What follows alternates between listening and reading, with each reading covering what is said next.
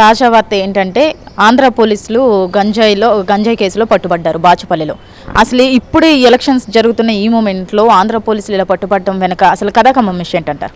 ఒకటి, ఈ గంజాయి వ్యాపారం అనేది తొలిసారి కాదండి. ఆంధ్రప్రదేశ్ రాష్ట్రంలో జగన్మోహన్ రెడ్డి వచ్చిన రోజు నుంచి గంజాయి పంటను పెంచి పోషిస్తూ ఉన్నాడు.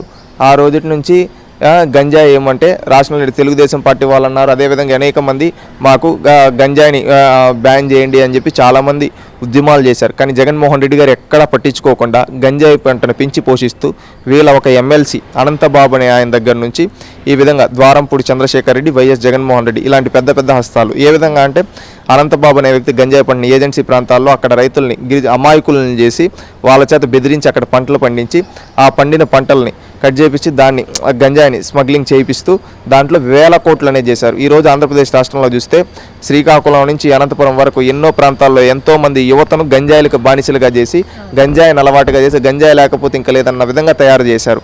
అదేవిధంగా దాంట్లో కొన్ని లక్షల కోట్లు దోచుకుంటూ ఉన్నారు. విశాఖపట్నంలో చూస్తే ఆంధ్ర యూనివర్సిటీ కావచ్చు, తిరుపతి ఎస్వి యూనివర్సిటీ కావచ్చు, గుంటూరు నాగార్జున యూనివర్సిటీ కావచ్చు, జేఎన్టీయూ కావచ్చు, వీటన్నిటిలో వీళ్ళు ఎవరైతే జగన్మోహన్ రెడ్డికి సంబంధించిన కొంతమంది ఒక బడా వ్యాపారం, ఒక వేల కోట్ల స్కామ్ అనేది జరుగుతూ ఉంది. ₹1 ₹2 స్కామ్ కాదండి, వేల కోట్ల స్కామ్ ఈ గంజాయి ద్వారా. ఏంటంటే మనం చూస్తే గతంలో గంజాయి అనేది ఎక్కడ దొరికినా బ్యాన్ అరెస్ట్ చేసేవాళ్ళు. కానీ ఈ రోజు వరకు ఆంధ్రప్రదేశ్ రాష్ట్రంలో గంజాయి వీళ్ళు చేస్తున్నారని అరెస్ట్ చేసిన దాఖలాలు లేవు. అంటే వీళ్ళు ఏ స్థితిలో ఉన్నారు, ఏ విధంగా ప్రోత్సహిస్తున్నారు చూడండి. అంటే ఏమంటే వీళ్ళకి ఏమైపోయిందంటే సమాజంలో ఏ విధంగా వ్యవస్థలను ఉపయోగించి ఏ విధంగా ఆర్థికంగా వీళ్ళు బలం చేకూర్చుకోవాలి, దాని ద్వారా ప్రజల జీవితాలను ఎలా వీళ్ళకి బానిసలుగా పెట్టుకోవాలన్న దాంట్లో ఆరితేరిన వ్యక్తులు ఈ జగన్మోహన్ రెడ్డి కుటుంబ సభ్యులు. ఆ విధంగా ఈరోజు ఒక ప్లానింగ్గా ఏ విధంగా అంటే ఏజెన్సీ ప్రాంతాల్లో అతను అనంతబాబు అనే వ్యక్తి పండిస్తాడు. అతను పండించిన దాన్ని ఈ విధంగా తీసుకొని ఆ తర్వాత ఇక్కడే ఒక ఎమ్మెల్యే ద్వారా ఆఖరికి ఈ కమిషన్లు అవన్నీ జగన్మోహన్ రెడ్డి గారి వరకు చేరుతూ ఉన్నాయి. ఆ విధంగా ఈరోజు రాష్ట్రంలో ఎంతోమంది యువతను బానిసలు చేశారు. ఈరోజు ఏమంటే నిస్సిగ్గుగా పోలీసులు పట్టుబడ్డారంటే చూడండి. ఈరోజు ఇది ఒకటోసారి కాదండి. ఈరోజు భారతదేశంలో ఎక్కడ గంజాయి పట్టుబడినా దానికి ఆంధ్రప్రదేశ్ మూలం అని చెప్పే విధంగా తెలుస్తూ ఉంది. ఎందుకంటే జార్ఖండ్లో పట్టుబడిన, ఉత్తరప్రదేశ్లో పట్టుబడిన, కర్ణాటకలో పట్టుబడిన, తమిళనాడులో పట్టుబడిన, తెలంగాణలో పట్టుబడిన అక్కడ ఏంటంటే ఆంధ్రప్రదేశ్ నుంచే వచ్చింది అనే విధంగా ఇన్ని రోజులు. అంటే మీరు ఒకటి ఆలోచించాలి, ఇక్కడ ఏంటంటే ఏదైనా కానీ ప్రతి రాష్ట్రానికి సమ్ బోర్డర్స్ అనేది ఉంటాయి.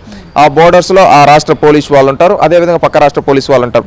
ఆంధ్రప్రదేశ్ బోర్డర్లో ఇన్ని డిస్టిక్ లిమిట్స్, స్టేట్ లిమిట్స్ వరకు వెళ్తూ ఉందంటే పోలీసులు ఏ విధంగా ఉన్నారు? ఇది ఎవరో బడా తలకాయలు ఉంటేనే కదా, లేకపోతే అక్కడికక్కడ పట్టుకొని అరెస్ట్ చేస్తారు కదా. ఒకప్పుడు చంద్రబాబు నాయుడు గారి హయాంలో ఎక్కడికక్కడ పట్టుకొని అరెస్ట్ చేసి దాన్ని రూపుమాపారు కదా.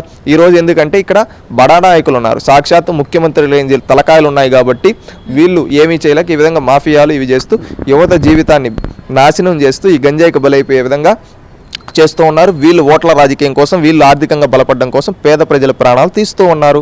ఇది జరుగుతూ ఉండేది. ఈరోజు ఇక్కడ తెలంగాణ ఒక రాష్ట్ర పోలీసులు ఇంకొక రాష్ట్ర పోలీసులను అరెస్ట్ చేశారంటే ఎంత సిగ్గుతనం అండి.